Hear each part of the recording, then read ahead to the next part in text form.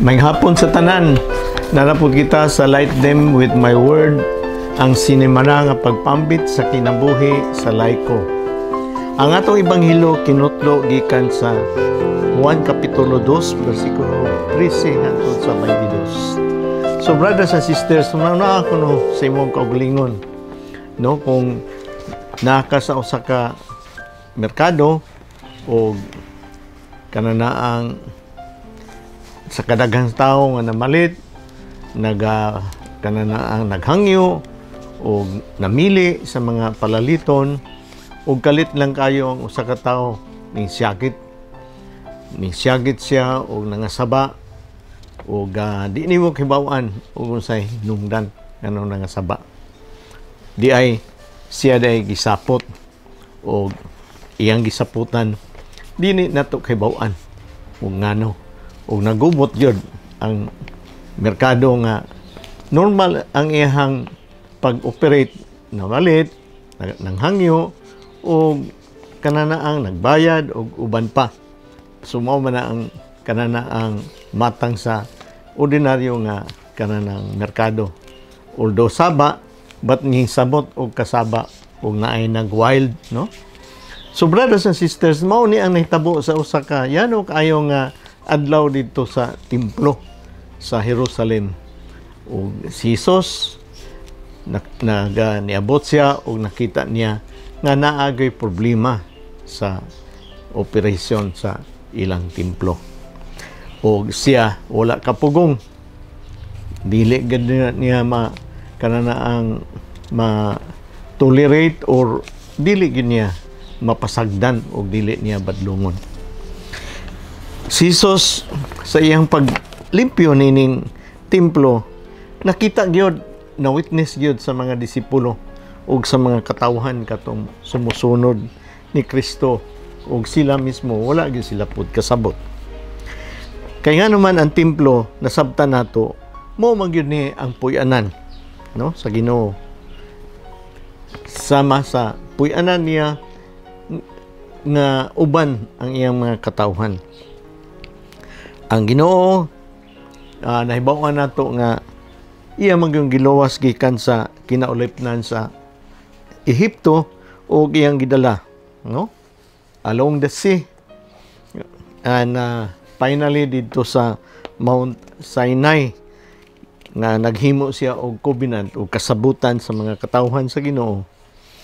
O kini makita nato nga nalatid magyud sa 10 Commandments, no, diha sa Exodus Kapitulo 20 versikulo 1 hangtod sa 17. Pinagi nini ang Ginoo naghatag kang Moises og instruction nga sila magdaig maghimaya sa Ginoo o himuon nila ang usa ka tabernakulo, no, mao na gitawag nila tent of meeting, tulda ba nga diha sila mag-assemblea o later on napulihan kani sa templo sa Jerusalem.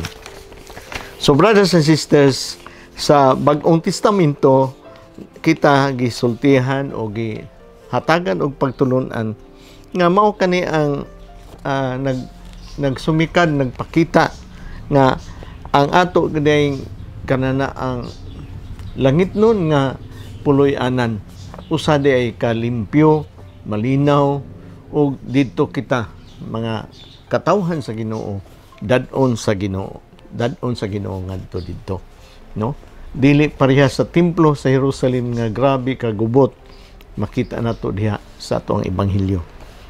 O ang templo sa Ginoo diha sa langit nga makita nato sa Hebrehanon Kapitulo 8 versikulo 5, naghatag ka nato og kanan ang hulagway na Jesus limpyo gyud sa templo nga usa ka prophetic nga sign ug unsay iyang gusto para kanatong tanan. Ang iyang pasabot ini nga limpyo sa atong templo, kita templo man sa Espiritu Santo, limpyo diha sa ato ang mga kasing-kasing. Iya ganing gipangita usab ang paglimpyo sa ato ang kaugalingong mga kasing-kasing sa atong kinabuhi, sa ato ang mga kasalanan. nga kita mahimo kitang buhi nga mga templo sa Holy Spirit, sa Espiritu Santo. Makita nato ni sa 1 Korinto kapitulo 3 bersikulo 16 nga nagaingon, walay duha-duha nasayod kamo nga kamo templo sa Dios og nagpuyo diha kaninyo ang Espiritu sa Dios. So brothers and sisters, andam kita sa paglimpyo sa ato ang kasing-kasing para kita mahimong mabalaanon pinaginining atong ebanghelyo karon. Manto kita sa bersikulo 13, no? Niadtong higayuna hapit na ang kasaulugan sa pagsaylo. Busa miadto si Jesus sa Jerusalem. Ang pagsaylo magod o Passover, Jewish Passover, mo kani ang pinakaimportante nga pista, no? Nga ilang gisaulog nga sila giluwas sa kinaiulipnan diha sa paraon o sa Ehipto, no? Ang Ginoo gyud mo'y nagluwas kinaila kaning gihinumduman o gisilibran kada tuig. Ang templo sa Jerusalem mo magyud ning sentro, no? Sa ilahang pagampo, sa ilang community prayer o ang ilahang pag-enkwentro diha sa Ginoo. Gani makita nimo nga kananaang nganong sentro man sa ilahang, no? Pagtuo sa ilang pagampo ang templo sa Jerusalem kay maura man gyud ning usa ka templo, wala nagilain. Una-unaon gyud nimo nga ang templo kuno sa Jerusalem og dagsaan sa mga kanang pilgrimage, no? Kanang gapangadto didto para pagsaad sa ilang kaugalingon kay mao man gyud gi-require sa ilahang pagtulunan o sa ilahang relihiyon nga Judaism nga sila mo bisita gayud sa templo. Una-una ra gud usa ra ka templo sa tibuok Jerusalem. Panahon ni Jesus, ang templo sa Jerusalem usa ka milyon na katawhan ang mga dito. Grabe kadaghan gayud, no? Kay mao man gyud ni require, mao man gyud ni gikinahanglan sa ila.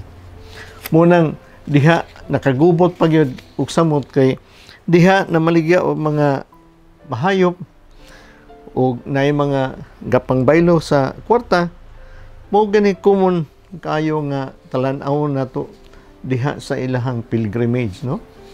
Pagbisita sa templo.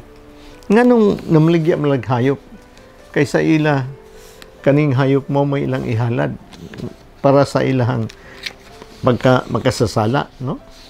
Ilan ning ihalad ang kanang baka, ang karnero o kanana ang turtle doves o mga salampati. So brothers and sisters, grabe kayo kagubot kung tanawon pa lang nimo, no?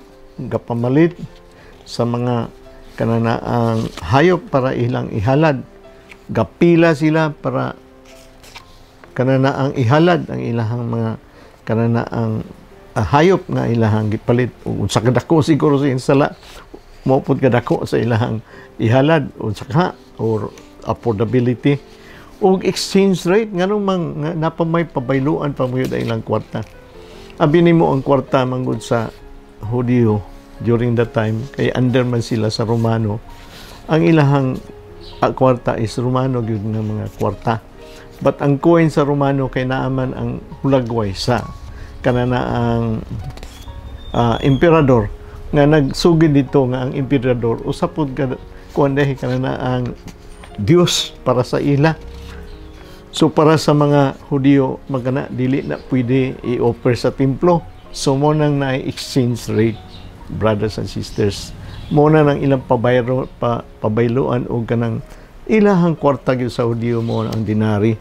So kana na ang hindi man sila mag-adto po sa templo o di sila mo bayad og temple tax gawas sa ilahang halad, no?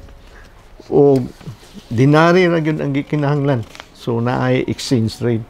Naibalo ba mo nga ang usa ka suko sa ato ang Ginoong Hesus kay naibalo man siya nga ang mga pare man ang tag-iya pud sa money changer. Ang mga pare man po ang tag-iya sa namaligya og hayop, no? Hayop og mga kananaang para ihalad. So dako kaya ni nga kuan yun, purisyo po sa mga pilgrimage kay ang uban kay mahal man kayo ang baligya kita nga mga halad. Ang uban magdala na lang sila ilang karniro, ilang baka, ilang kanang halad nga mga salampati. But lisod po kayo magdala kag imong kaugalingon kay hilngon man na siya sa dili pa na ihalad, hilngon ug wala ba mabunog sa biyahe, wala ba mapiang, wala pa magdaot ang imuhang hayop o insakto ba sa iyang kalidad nga ihalad para sa Ginoo kay dili pwede ang maluyahon, masakiton, napiang ug uban pa, no? So ning kuan yun, ning dugang yus kagubot sa siyudad sa mga pilgrimage kay naang uban gadadala sa ilang mga hayop, no? Usa pa pod nagdugang pa gyud sa kananaang kagubot kay ngano man sa likod sa templo na usahay tungod sa kadaghan sa gipanghalad dili na gyud mato og kasunog tanan ang kananang gipanghalad. Ikarga dito sa kurowahe gibutang sa likod sa templo, ibutang na dito abi nimo asa pengon dadto na po sa merkado kay baligya. Og ang tag-iya ang pari agyapon ang tag-iya. Sus, grabe kayod ka kurap, no? Ang korupsyon sa una, grabe ka kurap yun sa una. Muna na ang suko yun kayo nga ito ang Ginoo. Sa versikulo 14, dito sa hawanan sa templo, nakita niya ang mga tao nga namaligyag mga baka. Mauna ni ang akong i-describe, no? Mga karnero o mga salampati, nakita usab niya ang mga tig-ili sa kwarta. Unya si Jesus naghimog latigo. Mo ni gibuhat ni Jesus sa iyang kasuko. Naghimo og latigo nga pisi og giabog niya ang mga mananap, ang mga karnero ug ang mga baka ngadto sa gawas sa templo. Gipagawas niya. Kay ngano man naaman sa sulod sa templo. Naman sa diha sa ganghaan sa templo, no? Considered man na ang kanang court diha sa templo, around the templo na nahuli na siya, dili na pwede nga daghang ayong kanana ang hugaw o gasamok-samok o kasaba, no? So iyang gipagawas, giabo usab niya ang mga nagsinsilyo sa mga tig-ilis o kwarta o gilintuad niya kini ang mga lamisa og iyang gimanduan ang mga tawo nga namaligya og salbati. Unsa iyang gimadno? Dad-a kini sa gawas, ayaw ninyo himuang merkado ang balay sa akong amahan. Limang ka? Ayaw himua ang balay sa ako ang amahan. Brothers and sisters. Sa versikulo 17, unya nahinumdum ang iyang mga tinunan nga ang kasulatan nag-ingon. Ang akong pagmahal sa imong balay o Diyos, nagdilaab sulod kanako sama sa kalayo. So muna ang gina-recall, no? Kananaang nahinumduman sa kananaang mga disipulo. Ang akong pagmahal sa imong balay o Diyos, nagdilaab sulod kanako sama sa kalayo. Si Jesus nagtawag sa templo, kani mao ang balay sa akong amahan. Nagpakita og ang ihang hugot nga pagmahal sa iyang balay og iyang gitahod kini nga usa ka huli balaanon nga lugar, no? Para kita magampo sa ato ang Ginoo. Makampo pa ta og saba kay brothers and sisters. Makampo pa kita og kananaan nata simbahan, bisan lang gani iagak sa kananaang bata diha sa ato ang kiliran o diha sa sulod sa simbahan, mo lanog magyuna, madisturbo magyud kita tanan, no? Kani pa ka nga tingog sa baka, karnero, kanding, hangyo sa mga nagpasinsilyo og kwarta, uban pa na maligya basin og napay ukay-ukay dito. Siyempre kay daghan mga tao, daghan yun ang mga ukay-ukay ug uban pa nga mga gipamaligya nila dito, no? So mo kani ang prophetic nga fulfillment diha sa balang kasulatan nga ang ato ang Ginoong Hesus nagi hugot kayo nga koneksyon diha sa Ginoo. Makita ni nato ini sa Salmo 69 versikulo 9. Nagdilaab nga daw kalayo ang gugma ko sa imong templo. Ako'y gisakitan sa ilang pagpanamastamas kanimo. Brothers and sisters, ang templo makita nato diri karon ug angay malang masuko ang Ginoo, masuko si Jesus kay nganuman ilamang gipanamastamasan, no? Gipanamastamasan nila tungod sa ilang korupsyon, no? Pareha sa ato ang nahitabo karon sa Pilipinas. Grabe ang korupsyon, no? Ang templo sa Holy Spirit mao ang katawhan sa Dios. Gipanamastamasan sama ra nga nagpanamastamas sa templo, sa simbahan, sa asembleya sa Ginoo. Kay ang simbahan mauman ang mga katawhan sa Dios. Gipanamastamasan, gikurap, no? O kini unsa ko hinungdan tungod sa kakog sa mga Hudiyo o sa mga Parisiyo ug nagdumala sa templo during that time. Ug ilahang tawhanon kayo nga mga panglantaw sa pagmanage sa simbahan, no? Tawhanon kayo, brothers and sisters, nga tawhanon man iha man ni sa Ginoo di Ginoo nga pamaagi sa ato ang pagmanage daw bi kay tawhanon man suna nay mga manager na nay kanana ang sito ni negosyo nga murag naa diya sa merkado. Mao kani dili gyud ma-tolerate, dili gyud mapasagdan sa atong Ginoong Hesus. Sa bersikulo 18, tungod sa gibuhat ni Hesus, nangutana kaniya ang kadagkuan sa mga Hudiyo. Unsay ilhanan nga ipakita nimo aron pagmatuod nga naa kay katungod sa pagbuhat niini, no? Nangayog authority. Si Jesus mitubag, gub-an ninyo kining maong templo ug tukuron ko kini pag-usab sulod sa tulong adlaw. Gub-an ninyo kining maong templo ug tukuron ko kini pag-usab sa usa sa tulo ka adlaw, no? Gub-a kuno ninyo. Ang mga Hudiyo nga awtoridad wala makasabot sa ilang gipangutana og sinyalis ug authority nga ginabuhat ni Hesus. Ang expectation mangon sa mga Hudiyo ug unsay authority basic na ipakita nga sulat, no? Authorization letter si Hesus ug unsa nga autoridad basic na ay kanana ang sugid ni Hesus nga nakalapas sila sa balaod sa Ginoo diha sa Torah ba karon, no? Ug sa kanang balaoron ni Moises. Ug unsa pa diha ang ilahang gipangutana, no? Apan dili man insya nga gub-a kining templo nako kay sa ikatulo ka adlaw ako kaning kanana ang ako kaning tukuron ug balik. Ako kaning tukuron sa tulo ka adlaw. So Jesus nag-claim sa iyang authority dili lang tungod sa iyang pulong sa iyang gistorya but action yun nasuko yun siya, no?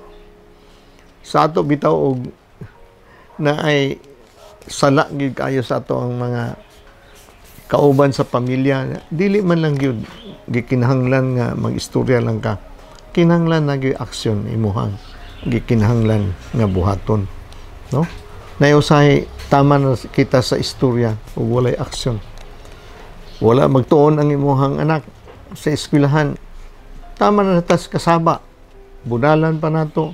Ba't imo bang giadtuan ang maestra sa teacher sa consultation ng utana ka ba? O nangutana ka ba kinsa may mga barkada nini mga akong bata basin og nag-adoy-adoy na ni. So brothers and sisters, dili pwede taman sa istorya apan taman gayod diha pareha ni Kristo sa iyang aksyon nga iyang gibuhat, no? So unsa may pasabot nga gup-a kini ninyong templo. Siya nga ang mga Hudiyo magod sa 400 years gikan ka Malakay hantod kang Hesus. 400 years god walay propeta. 400 years walay panghimangno. So puro ra gyud sa Hudiyo nga pamaagi ang ilahang sa mga Parisiyo nga pamaagi ang ilang pagtudlo sa mga tao. Lili gikan sa 10 Commandments na himong 613 nga balaod gikan sa napulo kasugo, no? Unaw na ragod na og unsa na siya puro dili walay espirituhanon nga kanang hinungdan nga sila matunhay o mutubo isip usa ka mga Dios noon nga pamaagi. Gihimo na noon nga gi-oppress, no? Gihulga o gihadlok o gilisod-lisod ang mga katawhan sa Dios. Ang nahitabo na noon, grabe ang kasalanan na noon ang nahitabo, no? Dili lang sa mga punuan sa mga kaparian, punuan sa mga relihiyoso nga mga tao nga nagdumala apan sa tanang katawhan sa Dios na ay mga misunderstanding na ay dili mao nga buluhaton ay dili iya sa Ginoo nga mga binuhatan. Grabe ang kasalanan. Munang gingnan niya ang mga Hudiya, gub-a kanin ninyo gayod pag-usab. Gub-a pagod ni hangtod sa hangturan ang mga tao nga sila mismo nakasala na. Grabe ang mga ilang kasalanan, including kamo. Kay ingon ang Jesus sa tulo ka adlaw, ako ning tubson sa akong kinabuhi, ako ang tubson ni sa ako ang pagtubos sa inyong kasalanan, o akong banhawon kamo uban kanako, bag-uhon ko kamo, pasayloon kamo, i-redeem kamo, lukaton kamo sa inyong mga kasalanan, pinaagi sa akong pagpakamatay, o banhawon ko kamo. Mo na siya in 3 days, banhawon ko kamo tanan. Mo na ibot pasabot, no? Wala nila masabti nga kanimanday ang pasabot ni Kristo ang ilang pagtuo physical. Mo na sa verse 20, sila miingon kining templuha gibuhat sa sulod ka 46 katuig unya tukuron mo kini pag-usab sulod sa tulo ka adlaw. Apan ang templo nga gihisgutan ni Jesus mao ang iyang lawas, mao ang iyang pagtubos kanato sa ato ang kasing-kasing, sa ato ang pagtubos kanato sa atong kasalanan. Busa sa dihang nabanhaw na siya, nahinumduman ang iyang sa mga tinun-an ang gisulti niya kini, ug mituo sila sa kasulatan ug sa gisulti ni Jesus. Ay hapan na dumduman sa mga Hudiyo, apan bisan ang mga Hudiyo wala kasabot sa gihisgutan ni Jesus, ay pa sila nakasabot human na banhaw si Jesus. So dako kani nga misunderstanding, brothers and sisters, ug gipadayag ni Jesus ang ihang lawas, mooy tinuod nga templo diha sa iyang pagluwas kanato, diha sa iyang pagpakamatay, paglutos, pagpakamatay ug sa kabanhawan. Munang nabanhaw siya in 3 days ang templo sa Espiritu Santo, mao ang ato ang kalawasan nabanhaw. Sa bersikulo 9 hantod sa bersikulo 19 hantod sa 20 sa 1 Korinto, sa primerong sulat sa taga-Korinto, wala pa kami masayod nga ang iyang lawas mao ang templo sa Espiritu Santo, ug nagpuyo diha sa kaniya, ug nga gihatag sa Dios kaninyo. Dili kamo ang tag-iya sa inyong kaugalingon, kundili ang Dios. Gipalit na kamo, no? Gipalit na kamo niya busa gamita ang iyong lawas alang sa himaya sa Dios. Gipalit na niya kamo o gamita ang inyong lawas, gamita ang inyong pagka-templo sa Espiritu Santo, usab pagkabig sa uban, katong wala makaibalo. Inyo po silang dadon diha kang Kristo. Mao kani ang paghinumdum kanato tanan. Nga naa di ay kahulugan ang lawas ni Kristo nga siya mo'y nabanhaw para pagtubos kanato. Naday kahulugan ang pagkasuko ni Kristo. Paglimpyo ni Kristo sa ato ang mga kasing-kasing nga mga templo sa Espiritu Santo. Brothers and sisters, may pudog atong hinuktukan, no? Kita man ang templo sa Espiritu Santo. Mao kani ang lugar sa pag-ampo, pagdaig ug paghimaya ug diha sa ato ang templo sa Espiritu Santo, paghigugma sa manggiluyon nga Ginoo.